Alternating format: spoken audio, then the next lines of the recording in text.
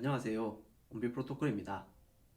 저는 온비 프로토콜 팀장 오철상입니다. 앞으로 병원장님과 함께 다양한 시각으로 정보를 제공하고자 합니다. 저는 일상생활에서 적용할 수 있는 건강 정보를 제공하고자 합니다. 잘 부탁드립니다. 요즘 세상은 신경 쓸 일들이 정말 많습니다. 정말 많은 일들을 처리하기 위해선 우선순위가 정해지죠. 우선순위에서 자신의 건강을 챙기는 일이 순위가 밀리기도 합니다.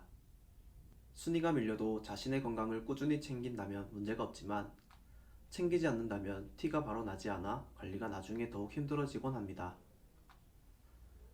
건강이란 것도 관리가 어려워 좋아지는 것은 참으로 오랜 시간 관리가 필요하지만 나빠지는 것은 스노우볼처럼 갑작스럽게 아주 크게 다가오기도 합니다. 건강을 관리에서도 우선순위가 정해집니다. 보통은 식단과 운동이 가장 기본이 되죠. 식단의 구성도 탄수화물, 단백질, 지방의 적절한 균형을 찾기 위해 노력을 합니다. 여기서 더 나아가서는 영양의 균형을 위한 영양제를 챙기게 됩니다. 우리는 이 부분에서 중요한 점을 말하고자 합니다. 대체로 영양제의 선택은 믿을 만한 브랜드, 다양한 성분, 안전한 재료가 기준이 됩니다. 하지만 자신에게 정말 필요한 영양소인지는 배제되어 있는 기준입니다. 충분한 영양소는 넘치도록 관리가 되고 모자란 영양소는 계속 모자라도록 관리가 된다면 이는 좋은 영양제일까요? 이런 불균형을 맞추고자 현대인들의 영양소 결핍 시리즈를 준비하였습니다. 시리즈의 첫 번째는 비타민 D입니다. 비타민 D의 수치는 우리나라 사람 대부분이 결핍한 상태라고 합니다. 저 또한 수치가 23.76으로 나타났고 본원에서 약 730여 명을 대상으로 한 검사 평균이 25.3으로 나타났습니다.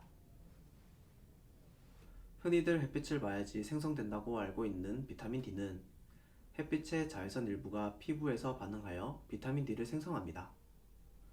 하지만 효과적으로 햇빛을 쐬지 않으면 피부 질환의 위험이 증가하고 노화만 진행될 뿐입니다. 설령 모르고 있었다고 하여도 우리는 일상에서 햇빛을 피하기 위해 많은 노력을 기울이고 있었습니다. 자외선 차단 크림, 마스크, 신체를 가리는 긴 옷, 실내에서 주로 활동하는 환경, 유리를 통하는 햇빛은 비타민 D를 생성하는 자외선이 차단됩니다. 또한 계절에 따른 햇빛을 보는 시간도 조절되어 자연스럽게 비타민 D는 떨어지게 되어 있습니다. 음식을 통해서도 비타민 D는 섭취가 가능합니다. 계란, 검은 콩, 치즈, 우유, 연어, 참치, 소고기, 동물의 간 등에 비타민 D는 있지만 하루에 필요한 수준만큼만 섭취가 되고 신체에 쌓이지는 않습니다. 그럼 비타민 D는 왜 중요할까요? 신체 내에서 다양한 기능에 사용되기 때문입니다. 칼슘의 제흡수를 도와 골밀도를 높이고 부갑상선의 기능에 작용하며 수치가 낮을 시 심혈관 질환, 고혈압, 당뇨, 암 등을 유발하고 최근 코로나 이슈와 관련하여 면역력에도 아주 중요하게 관여함을 나타냅니다. 또한 인지 기능의 저하를 유발할 수 있다는 보고가 이뤄지고 있습니다. 이는 신체의 전반적인 면역과 호르몬에 아주 중요하게 관여한다는 뜻입니다. 비타민 D의 특성으로 지용성을 띠기에 하루에 사용하고 남은 것은 배출되지 않고 신체에 쌓이게 됩니다.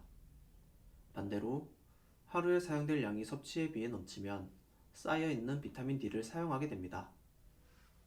이는 비타민 D가 부족하게 되는 과정이 됩니다. 수치는 30에서 100이 정상 범위이지만 안정적인 수치는 50에서 80을 유지하는 것이 좋습니다. 수치가 10에서 30 정도 사이일 경우 조금 모자란 경우이지만 10 이하는 결핍을 나타나게 됩니다. 반대로 수치가 100이 넘어갈 경우 신체에는 독성으로 작용할 수 있어 적절한 관리가 필요합니다. 가장 중요한 것은 혈액 검사로 현재 비타민 D 수치가 어느 수준인지 파악하고 적절한 관리 용량을 선택하는 것입니다. 그렇다면 가장 효과적인 비타민 D의 관리법은 무엇일까요?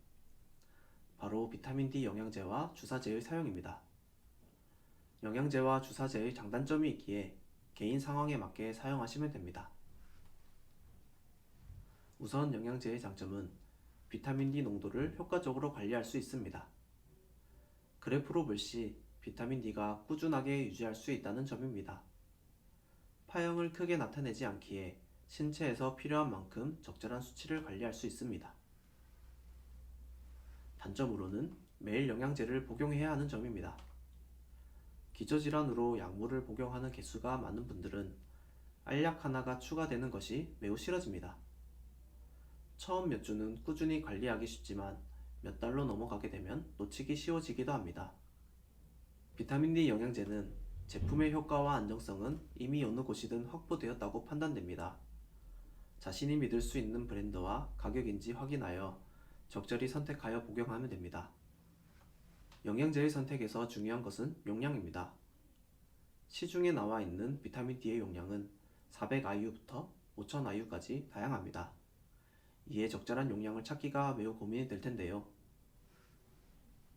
앞서 말한 대로 혈액 검사로 현재 비타민 D 수치가 어느 수준인지 파악하고 용량을 선택하는 것이 가장 좋습니다. 그냥 비타민 D를 적당히 먹고 싶다고 생각하시는 분들은 1000에서 2000IU의 용량을 하루 한 번 섭취하시길 권유합니다. 하루에 신체에서 필요한 만큼 비타민 D를 소비하고 나머지는 조금씩 쌓이는 형태라고 생각하면 됩니다. 비타민 D 영양제는 종합영양제에 함유된 구성이 아닌 단독으로 비타민 D 영양제를 구성하여 관리하는 것이 필요합니다. 주사제의 장점은 매일 영양제를 먹지 않아도 되는 관리의 편함입니다. 두세 달에 한 번씩 근육주사를 통해 비타민 D의 농도를 관리합니다.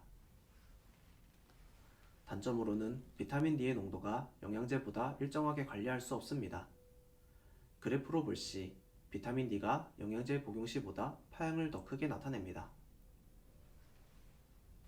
주사제는 용량이 제품별로 조금씩 다를 수 있지만 대체로 10만 IU, 20만 IU로 구분됩니다. 고용량 주사이며 지용성이기에 천천히 쌓이고 다시 줄어드는 형태입니다. 다만 영양제 복용과 고용량 주사를 맞아도 개인마다 수치의 변화는 다릅니다. 이는 신체 내에서 비타민 D의 합성에 관여하는 필요 요소가 개인마다 다르기 때문입니다. 가장 좋은 방법은 비타민 D 관리 전 혈액 검사로 수치를 파악하고 비타민 D 관리 후 수치를 파악하여 비교하는 것입니다. 지금까지 비타민 D에 대해 알아보았습니다. 다음에도 유익한 영상을 준비하도록 하겠습니다. 감사합니다.